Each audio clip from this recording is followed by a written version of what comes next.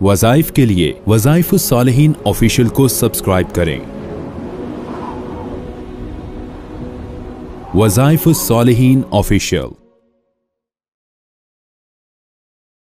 नहमदुहु व नुसल्ली व नुसल्लिमु अला रसूलिहिल करीम, अम्मा बाद, फ़अऊज़ु बिल्लाहि मिनश शैतानिर रजीम, बिस्मिल्लाहिर रहमानिर रहीम। रबीउल अव्वल की 9 तारीख़ का एक ऐसा ताकतवर आपको दुरूद शरीफ का अमल दे रहा हूँ जिसकी बदौलत अल्लाह तबारक व तआला आपसे हर परेशानी को दूर फरमा देगा और आपको अल्लाह ताला साहिब करामत बना देगा। आपकी दुआएं कबूल होंगी, आपके अल्फाज में, बयान में, गुफ्तगू में तासीर आ जाएगी। ये वो सलाते बीर है जो दलाइलुल खैरात का मगज़ है, जो दुरूद शरीफ की जामे तरीन किताब है, जो अबू सुलेमान रहमतुल्लाह अलैह की तालीफ़ करता है। मोरक्को के रहने वाले थे और अल्लाह ने उनको बड़ा नवाजा था, लेकिन एक छोटी सी बच्ची को उन्होंने देखा कि वो बच्ची जो है वो खड़ी है, बच्चों के साथ खेल रही है। ये अबू सुलेमान जो थे रहमतुल्लाह अलैह जज़ूली, इन्होंने पानी लेना था, कुएं पे गए वज़ू के लिए पानी लेने, लेकिन डोल जो है वो था लेकिन रस्सी नहीं थी और पानी नीचे था। तो आप परेशानी में खड़े थे, तो बच्ची खेलते हुए आई, क्यों परेशान है? का डोल तो है, रस्सी नहीं है, पानी दूर है, वज़ू करना है। बच्ची ने कहा पानी तो बगैर डोल के भी आ सकता है, बगैर रस्सी के भी आ सकता है। आपने कहा कैसे? उसने यूं देखा पानी की तरफ और कुछ पढ़ के पानी में हल्का सा लुआबे दहन डाला अपना, तो एकदम पानी ऊपर आना शुरू हो गया। आपने वज़ू किया, नमाज पढ़ी, बच्ची खेल में लग गई।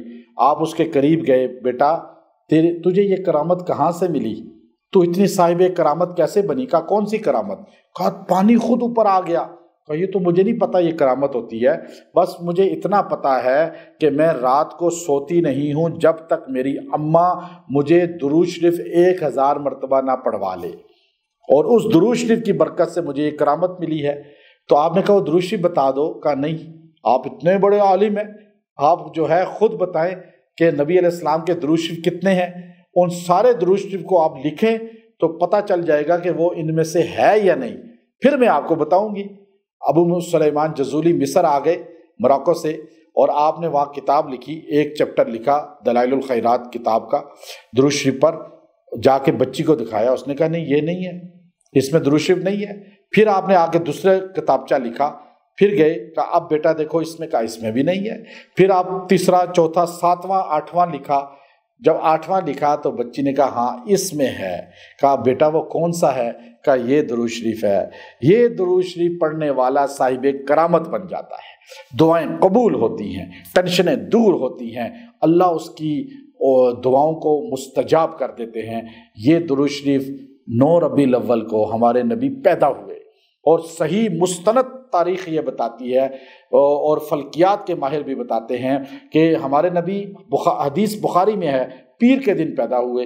और पीर का दिन जो है 12 रबीउल अव्वल को नहीं बनता, अगर फल्कियात के निज़ाम से देखा जाए वो पीर का दिन बनता है सिर्फ़ और सिर्फ 9 रबीउल अव्वल को।